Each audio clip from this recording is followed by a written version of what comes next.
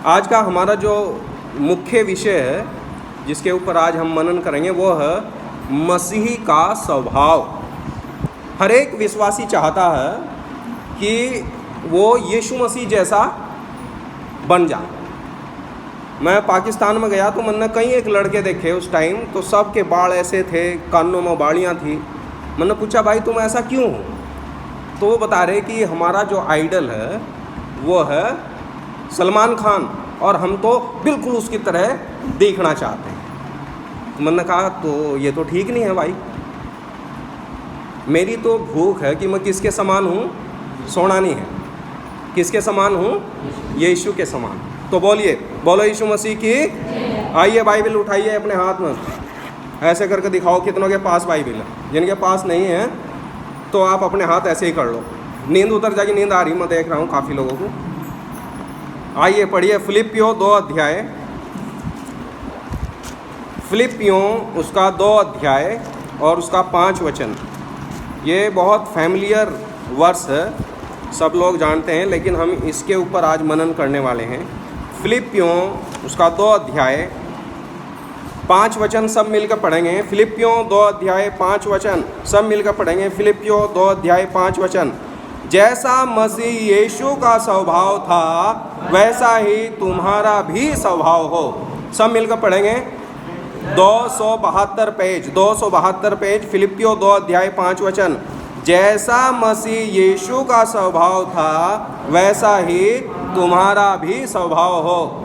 Bible के पिछली तरफ खोल लेंगे 272 पेज, बाइबल के पिछली तरफ 272 पेज, फिलिपियों 2 अध्याय 5 वचन। फिलिपियों 2 अध्याय 5 वचन बाइबल के पिछली तरफ खोल लेंगे 272 पेज। जैसा मसीह यीशु का स्वभाव था वैसा ही तुम्हारा भी स्वभाव हो। प्रभु की स्तुति हो। प्रभु अपने वचन के पढ़े जाने पर आशीष दे। हम प्रार्थना करेंगे। प्रेमी स्वर्गीय पिता, हम बहुत आभारी हैं आपके सुंदर अद्भुत अटल वचन के लिए। प्यारे प्रभु, आप अपने वचन के द्वारा हमसे बातें करें और हमारा आनंद बढ़ाएं। प्रभु, सचमुच में हमारी भूख यही है कि हमारा स्वभाव आपके जैसा हो। प्रभु यीशु के नाम से मांगते हैं, आमीन। मैं आपको कुछ बातें याद दिलाता रहूँगा और आप नोट करते रहिएगा। एक बार की बात है, प्रभु यीशु मसीह अपनी सेवा में शुरू हो चुके थे और जो उनसे पहला सेवा कर रहे थे उनका नाम था यूहन्ना बपतिस्मा देने वाला। और कुछ यूहन्ना बपतिस्मा देने वाले के पास लोग आए और बोलने लगे कि गुरुजी, यीशु मसीह के तो सेवक और उसके तो चेले दिन पर दिन बढ़ते जा रहे हैं। तो प्रभु के दास के मुंह से एक सुंदर बात निकली। यूहन्ना ने कहा, अवश्य है वो बढ़े और मैं घटूं। बोलो, वो बढ़े और मैं घटूं। ये एक ग्राफ होना चाहिए एक विश्वासी के स्वभाव का। हर एक विश्वासी के जीवन में 2 स्वभाव होते हैं। एक आदम का स्वभाव और दूसरे आदम अर्थात यीशु का स्वभाव। कितने स्वभाव हैं आदमी के अंदर? 2। एक है मनुष्य का स्वभाव और एक है ईश्वरीय स्वभाव।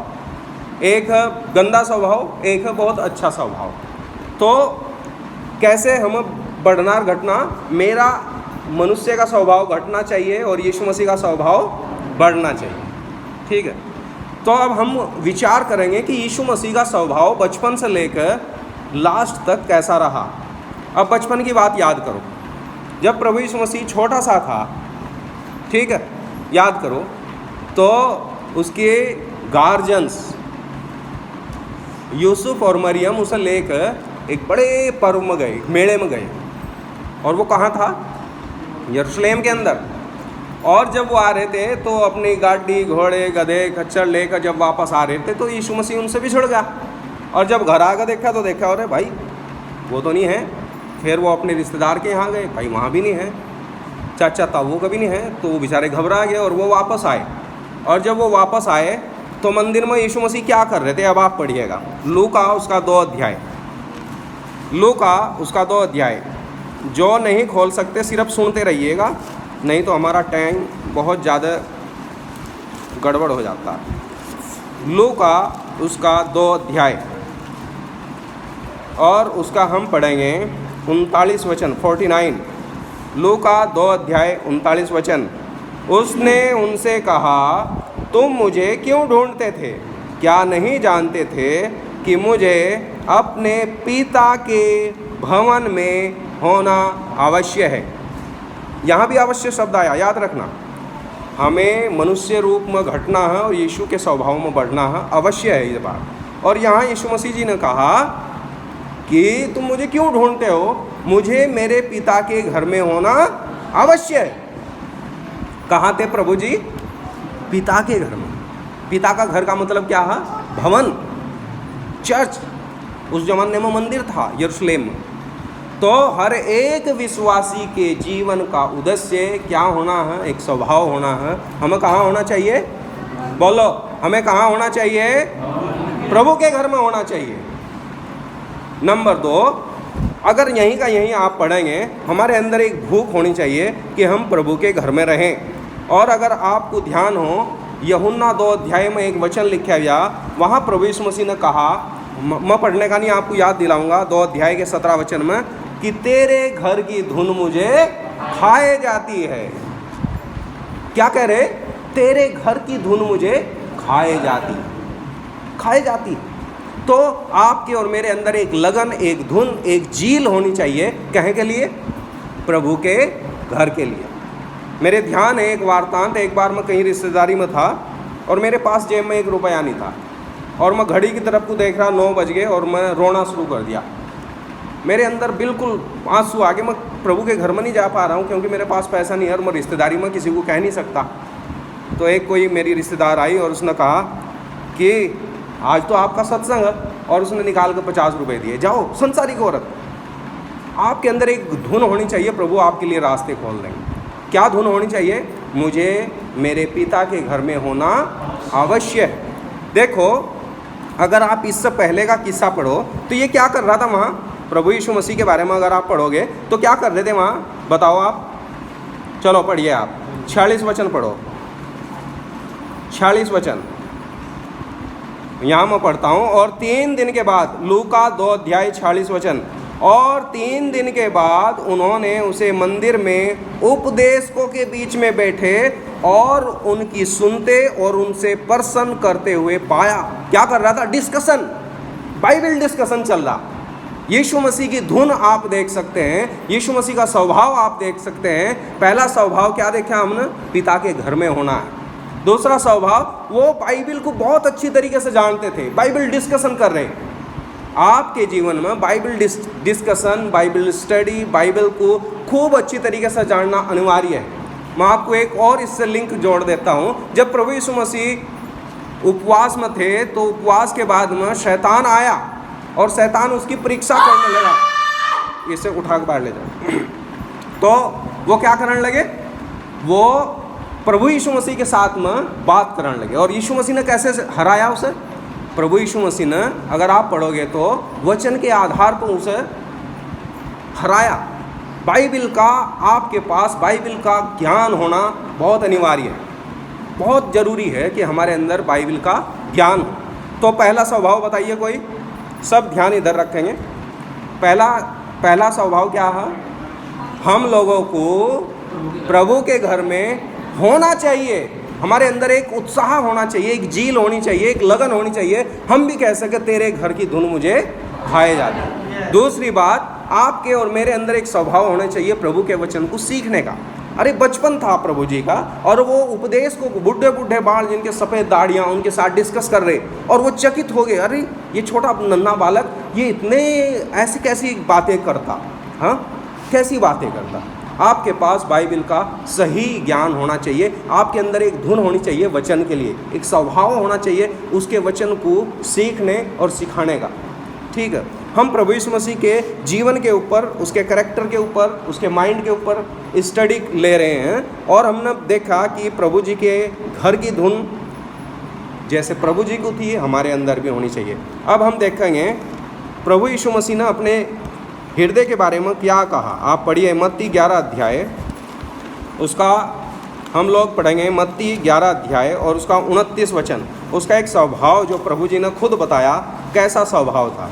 मत्ती 11 अध्याय और उसका 29 हम सब मिलकर पढ़ेंगे। मत्ती 11:29। मेरा जुआं अपने ऊपर उठा लो और मुझसे सीखो, क्योंकि मैं नम्र और मन में दीन हूँ। बताओ क्या स्वभाव था? नम्र और दीन। कौन थे नम्र और दीन? यीशु मसीह जी। आपका और मेरा स्वभाव कैसा होना चाहिए? नम्रता का।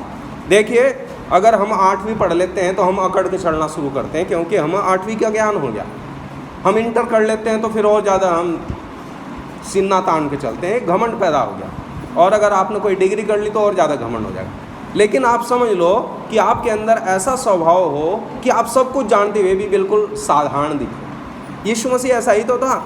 उसके पास सारा ईश्वरत्व तो उसके अंदर था, लेकिन उसने अपने आप को क्या कर दिया? शून्य कर दिया। फिलिपियो 2 अध्याय में आप पढ़ोगे तो उसने अपने आप को शून्य कर दिया, ऐसे जैसे उसके पास कुछ भी ना हो। अजीब स्वभाव। आपके और मेरे पास भी ये स्वभाव होना है कि मैं नम्र बनूँ, दीन बनूँ, हाँ जी। और मुझे मुस्कुरा कर दूसरों की सह लेना, मुस्कुराना। अगर कोई ज़्यादा बढ़ के बोल रहा भाई, हाँ जी। हाँ, आपका और मेरा स्वभाव कैसा होना चाहिए? पहले नंबर पर मुझे पिता के घर की धुन होनी चाहिए, उसके भवन की लगन लगी रहनी चाहिए, ऐसा स्वभाव हो। देखो, खेत में से आप बैल को छोड़ दो, खेत में से आपने बैल छोड़ दिया तो बैल कहाँ जाकर रुकेगा? वो तो वहाँ डंडी पर छोड़ डाला। और वो जिसका बैल है, जिस स्थान पर बनता है, जिस खूंटे में बनता है, वहीं जाकर खड़ा हो जाएगा। ये उसका स्वभाव हो। उसे मालूम है कि मैं यहीं से गया था, यहीं मुझे आना। मेरे स्वभाव भी प्रभु के घर के लिए ऐसा ही होना चाहिए। अगर आप नूह के ज़माने को याद करोगे तो जब वह कबूतरी उड़ाई, जहाज में से उड़ाई थी, और बिल्कुल घूम फिर के बिल्कुल उसी खिड़की में उसी हाथ पर आकर बैठ गए। ये स्वभाव होना चाहिए पिता के घर का स्वभाव, उसके घर की धुन। और दूसरा, मुझे बाइबिल का अंदर लगन होनी चाहिए। ना केवल घर की लगन हो, बल्कि बाइबिल की लगन होनी चाहिए। जिनके पास बाइबिल नहीं है, आप ज़रूर खरीदिए प्रभु के वचन को, बाइबिल खूब पढ़ो। तीसरी बात, मेरा स्वभाव कैसा होना चाहिए? मेरा स्वभाव नम्र होना चाहिए। मेरा स्वभाव नम्र होना चाहिए। मेरा स्वभाव लोभ रहित होना चाहिए। और मेरा स्वभाव कैसा होना चाहिए? आप पढ़िए, देखो यीशु मसीह का कैसा सुंदर स्वभाव हम पढ़ेंगे। आप पढ़िए यूहन्ना 4 अध्याय, यूहन्ना 4 अध्याय उसका 34 वचन। यूहन्ना 4 अध्याय 34 वचन हम सब मिलकर पढ़ेंगे। यूहन्ना उसका 4 अध्याय और उसका 34 वचन। यीशु ने उनसे कहा, मेरा भोजन यह है कि मैं अपने भेजने वाले की इच्छा के अनुसार चलूं और उसका काम पूरा करूं। प्रभु यीशु मसीह कह रहे, मेरा भोजन यह है कि मैं अपने भेजने वाले की इच्छा को पूरा करूं। ऐसा स्वभाव था उनका। देखो, हमें खाना चाहिए, है नहीं? हमें भूख लगती है, हमें खाना चाहिए। कोई 2 बार खाते हैं, 3 बार खाते हैं, कुछ 4 बार। लॉकडाउन में ज़्यादा चल रहा प्रोग्राम। तो जैसे हमें खाने की भूख लगती है, प्रभु यीशु मसीह को क्या की भूख लगती थी? पिता की इच्छा पूरी हो। किसकी इच्छा पूरी हो? हाँ, देखो, जब आप प्रार्थना करते हैं तो आप ऐसे प्रार्थना करो जैसे ज़बरदस्ती उससे कुछ, हे परमेश्वर ऐसा कर दे। ये प्रार्थना सही नहीं है। क्या करना? हे प्रभु, अगर आपकी इच्छा है ऐसा कर दो, नहीं इच्छा है तो ना करो। करके देखो, ऐसा आपको बहुत जोर पड़ेगा। आप बीमार हो, आप ऐसा करो प्रार्थना, हे प्रभु अगर आपकी इच्छा है मुझे चंगाई दे दो, अगर नहीं इच्छा है ना दो। मुश्किल है ना ये प्रार्थना। यीशु मसीह ने ऐसी प्रार्थना करी। कब करी? प्रभु यीशु मसीह जब क्रूस पर जाने वाले थे और वो जैतून के पहाड़ में गतसमनी के बाग में थे, घुटने टिका कर प्रार्थना कर रहे थे, और उन्होंने क्या कहा? यह पिता, अगर यह हो सकता है तो यह कटोरा मुझसे टल जाए, लेकिन मेरी नहीं तेरी इच्छा पूरी हो। आपको ऐसे प्रार्थना करनी सीखनी है। एक बार की बात है, मैं एक बहन को देखा, वो कैंसर से पीड़ित थी और बहुत तड़प रही थी। तो मैं प्रार्थना करी उस बहन के लिए, और मैं ऐसे प्रार्थना कर रहा, दिल से कर रहा था, बहुत मुझे देखे नहीं जा रहा, मेरे आंसू थे।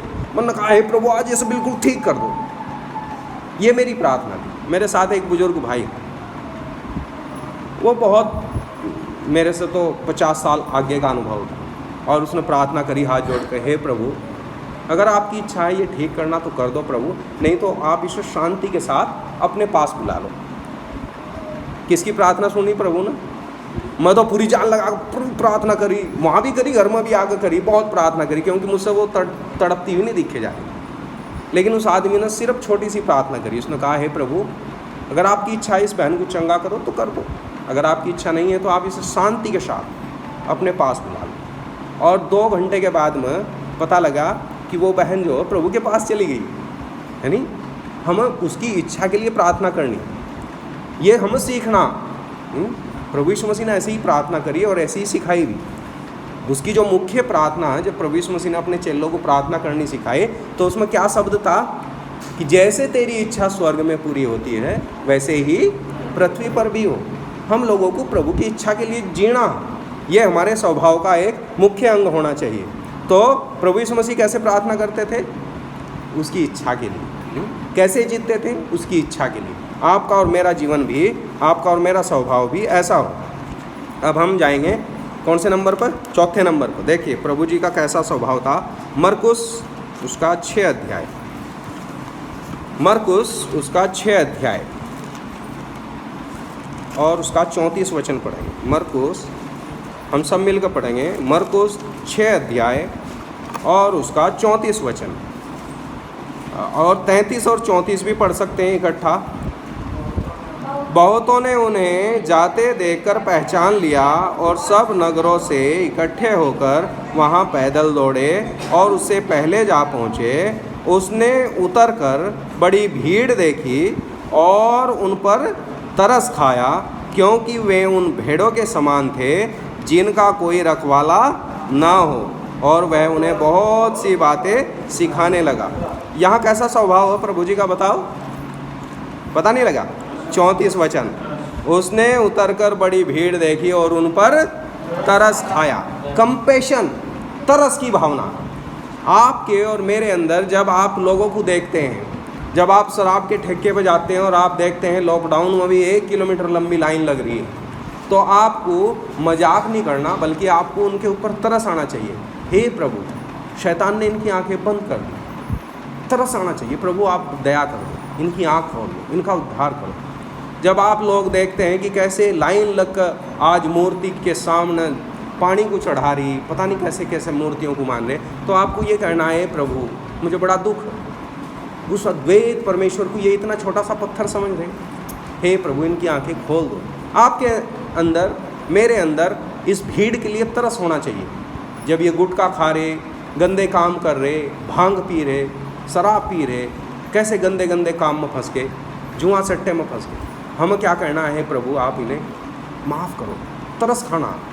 अगर आपके अंदर तरस की भावना होगी तो क्या करोगे? आप उनके लिए प्रार्थना करोगे। अगर आपके अंदर तरस की भावना होगी तो आप उन्हें यीशु के बारे में बताओगे। अगर आपके अंदर तरस की भावना होगी तो आप उन्हें प्रभु के घर में लेकर आओगे, है नहीं? तो हमारे अंदर क्या होना है? तरस होना। चलो सबसे पहले नंबर पर क्या होना, कोई बताओ? पिता के घर की धुन होनी है। याद रखना, बचपन से शुरू कर रहे हैं, है नहीं? पिता के घर की धुन होनी है, फिर प्रभु के वचन की धुन होनी है, फिर परमेश्वर की इच्छा में जीना, उसके बाद हमें तरस वाला जीवन जीना। अब हम आगे पढ़ेंगे प्रभु यीशु मसीह का कैसा स्वभाव था। यूहन्ना उसका 8 अध्याय, यूहन्ना उसका 8 अध्याय, यूहन्ना 8 अध्याय और उसका 10 और 11 वचन सब ध्यान से सुनना, मैं पढ़ता हूँ। यूहन्ना 8 अध्याय, यूहन्ना उसका 8 अध्याय। ये एक स्त्री का बारे में है जो वह विचारणी थी। तो प्रभु यीशु मसीह ने क्या किया? 11 वचन पढ़ता हूँ। उसने कहा, हे प्रभु, किसी ने नहीं। यीशु ने कहा, मैं भी तुझ पर दंड की आज्ञा नहीं देता, जा और फिर से पाप ना करना। ये उस टाइम की बात है जब एक औरत को लाए लोग पकड़ कर, पापन को, और कहा जी बाइबिल में तो ऐसा लिखा है यहाँ पुराने नियम में कि अगर कोई ऐसी पापन हो तो उसे पत्थर से मार दो। आप क्या कहते हो प्रभु जी? तो प्रभु जी मुस्कुराए और उन्होंने उंगली से धरती पर कुछ लिखना शुरू कर दिया। और जब लिखना शुरू कर दिया तो प्रभु जी ने कहा, भाई जो तुम निष्पाप हो पहला पत्थर मार दो, और नीचे लिखना शुरू कर दिया। तो एक के बाद एक सबके हाथ से पत्थर छूट गए, सब भाग लिए वहाँ से, दे पोई भाग लिए वहाँ से। क्यों खड़े नहीं रह सके? क्योंकि सब पापी हैं। कोई नहीं खड़ा रह सका। तो कौन खड़े थे वहाँ? सिर्फ यीशु मसीह, क्योंकि वो निष्पाप थे। और उस औरत के अंदर बड़ा डर था कि सिर्फ ये मुझे मार सकता है, इनमें तो हिम्मत नहीं है, वह जानती थी उनके बारे में। तो यीशु मसीह ने क्या कहा कि मैं भी तुझे दंड नहीं देता, फिर से पाप ना करिए। तो प्रभु जी का कौन सा स्वभाव यहाँ दिख रहा? प्यार का स्वभाव। नहीं, प्रभु यीशु मसीह पापी से प्रेम करते हैं, वो दंड नहीं देते, प्रेम करते हैं। और आपके और मेरे अंदर दूसरे के ऊपर इल्ज़ाम न लगाने का स्वभाव नहीं होना चाहिए, इल्ज़ाम नहीं लगाना चाहिए, बल्कि हमारे अंदर पापियों के प्रति प्रेम का स्वभाव होना चाहिए, है नहीं। जब प्रभु यीशु मसीह क्रूस के ऊपर थे तो क्या किया प्रभु जी ने? बताओ क्या किया? उन्होंने कहा हे पिता इन्हें क्षमा कर, ये नहीं जानते क्या करते हैं। ये प्यार ही तो है। आप जब किसी को देखो बीड़ी पीते हुए तो आपको गुस्सा नहीं करना, आपको आंख बंद करके कहना है प्रभु आप इसे माफ़ करो, ये नहीं जानते। आपको लोग गाली देते हैं तो क्या कहना है? प्रभु आप इन्हें माफ़ कर दो, है नहीं। आपकी लोग मजाक बनाते हैं तो कहना है प्रभु इन्हें माफ़ कर दो। आपके अंदर प्यार का स्वभाव, तो आपके और मेरे अंदर कौन सा स्वभाव होना है? प्यार का स्वभाव होना है। हमें लोगों को माफ़ करना, उनके लिए प्रार्थना करनी है और अपना प्रेम उन्हें दिखाना। हमें माफ़ करना, लोगों को क्या करना है? माफ़ करना। जैसे प्रभु यीशु मसीह ने उस औरत को माफ़ कर दिया, प्रेम का स्वभाव दिखाया। जैसे क्रूस के ऊपर प्रभु जी ने लोगों को माफ़ कर दिया, प्रेम का स्वभाव दिखाया। हम अभी ये माफ़ करने के स्वभाव में और इस प्रवृत्ति में बढ़ना है। हमें दंड की आज्ञा नहीं देनी, लोगों को एलिगेशन नहीं लगाना, बल्कि उन्हें माफ़ करना। अब देखो प्रभु जी का प्यार का जो स्वभाव था वो कितना गजब था। पढ़िए आप यूहन्ना 13 अध्याय, यूहन्ना उसका 13 अध्याय और उसका पहला वचन पढ़ेंगे। यूहन्ना 13 अध्याय पहला वचन। फसह के पर्व से पहले जब यीशु ने जान लिया कि मेरी वह घड़ी आ पहुंची है कि जगत को छोड़कर पिता के पास जाऊं, तो अपने लोगों से जो जगत में थे जैसा प्रेम वह रखता था अंत तक वैसा ही प्रेम रखता रहा। अंत तक प्रेम रखना। जब उसे पता लग गया कि मेरा लास्ट टाइम आ लिया तो भी वही प्यार था अंत तक। और जब उसे पता लग गया कि ये आदमी मुझे धोखा देगा, पकड़वाएगा, तो भी ऐसा ही प्यार करता रहा। आपके और मेरे जीवन में ऐसा ही प्रेम होना चाहिए। मैं अपने दुश्मन से भी प्रेम कर सकूं, अपने पड़ोसी से भी प्रेम रख सकूं। प्रेम का स्वभाव बाइबल में लिख रखा। प्रभु यीशु मसीह ने कहा प्रेम ही से जाने जाओगे कि तुम मेरे चेले हो। तो हमारे अंदर प्रेम का स्वभाव, हमारे अंदर क्षमा का स्वभाव। और अब मैं हमेशा एक उदाहरण देता हूँ कि अगर आप नींबू लोगे और उसे नींबू की मशीन में रखकर ऐसे चुश देसी करोगे तो उसमें से कैसा जूस निकलेगा? मीठा खट्टा निकलेगा, क्योंकि वो खट्टा। और अगर आपने एक पोरी का छोटा सा टुकड़ा उसमें रखकर देसी कर दिया तो कैसा निकलेगा? मीठा, क्योंकि वो मीठा। प्रभु यीशु मसीह को क्रूस के ऊपर निचोड़ दिया गया और उसके अंदर से स्वभाव सिर्फ मीठा निकला, प्रेमी निकला। आपके और मेरे अंदर भी हम कैसी ही परिस्थिति में हो, हमारे अंदर से प्रेम का स्वभाव, अक्षमा का स्वभाव, दीनता का स्वभाव निकलना चाहिए। अपने प्रभु की लगन और उसका उत्साह हमारे अंदर, उसकी झील हमारे अंदर होनी चाहिए। अब हम देखेंगे प्रभु जी का स्वभाव, एक बड़ा सुंदर स्वभाव हम पढ़ेंगे। इब्रानियों उसका 5 अध्याय, इब्रानियों उसका 5 अध्याय।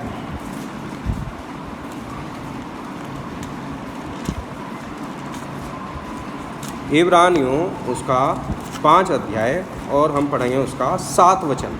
यहाँ आप बताओगे ये कौन सा स्वभाव हो। मैं पढ़ता हूँ और आप बताना कौन सा स्वभाव हो। यीशु ने अपनी देह में रहने के दिनों में ऊँचे सब से पुकार कर और आंसू बहा कर उससे जो मृत्यु से बचा सकता था प्रार्थनाएं और विनती की और भक्ति के कारण उसकी सुनी गई। कौन सा स्वभाव है प्रभु जी का?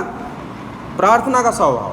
अगर आप लूका 23 अध्याय में पढ़ेंगे तो वहाँ ये वही स्वभाव आप देख सकते हैं कि प्रभु यीशु मसीह जो आहें भर भर कर प्रार्थना करता था, उसका पसीना मानो लहू की बूंद के समान भूमि पर टपक रहा था। देखो पढ़ लेंगे हम, जो खोल सकते हैं खोलिए लूका और उसका 22 अध्याय। लूका 22 अध्याय, देखो कैसे प्रार्थना करते थे हमारे प्रभु जी। लूका 22 अध्याय 39 वचन से हम पढ़ेंगे।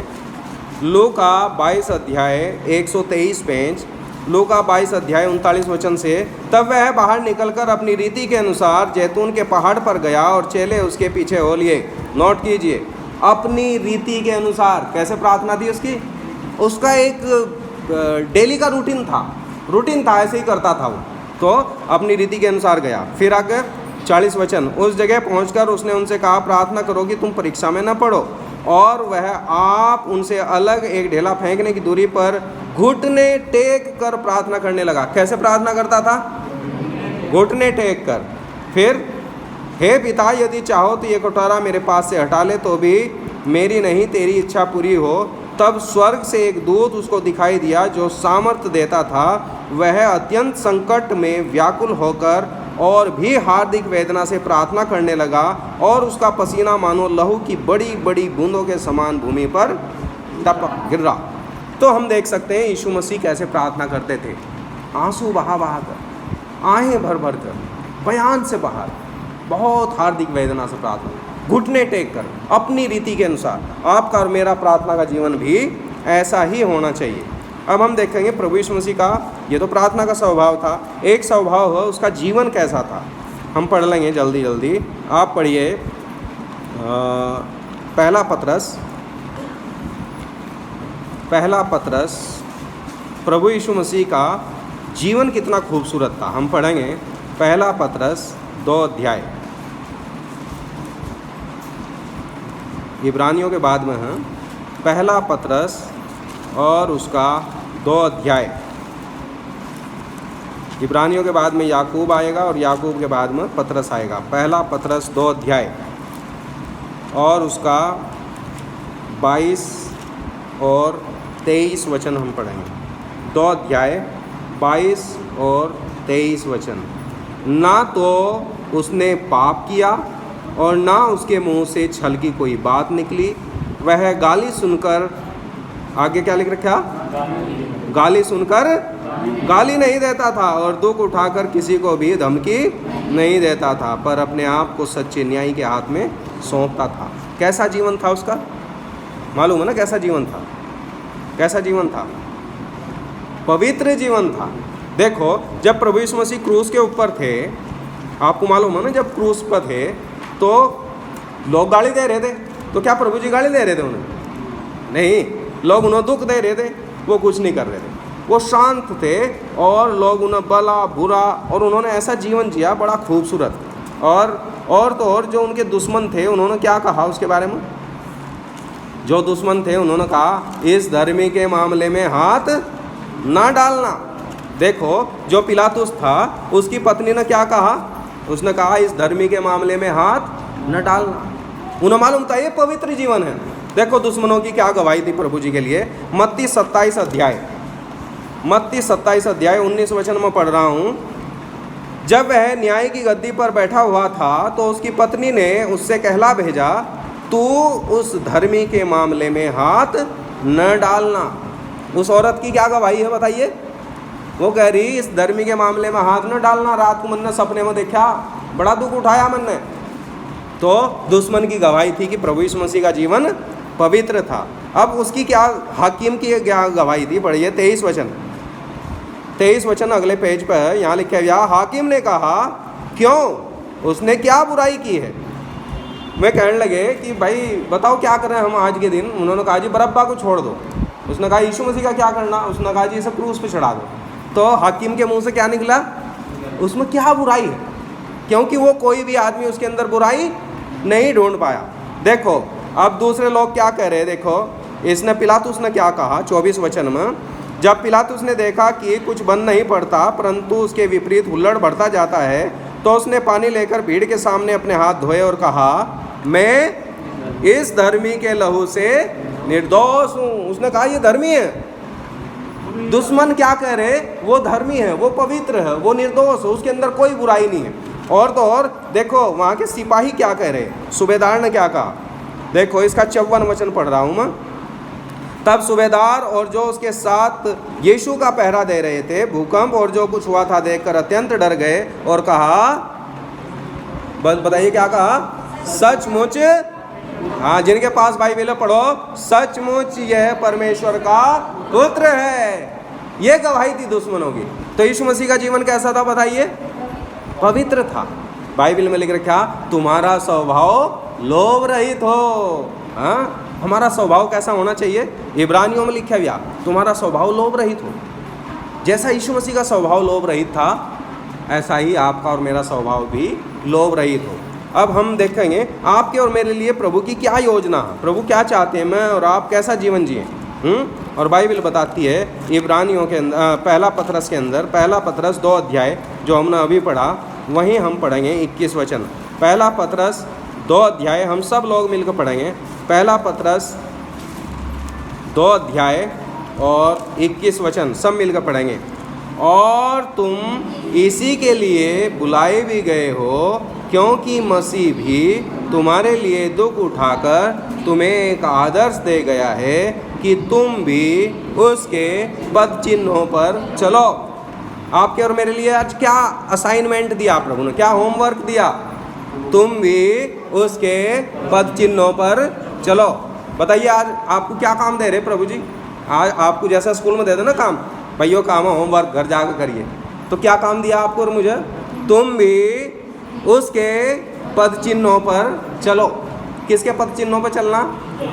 हाँ, कुछ लोग सोचे मैं अमिताभ की तरह रहूं, सलमान की तरह रहूं, कुछ लोग सचिन तेंदुलकर की तरह रहना चाहते हैं, कुछ माइकल जैक्सन की तरह नाचना चाहते हैं। लेकिन आपका और मेरा आदर्श कौन है?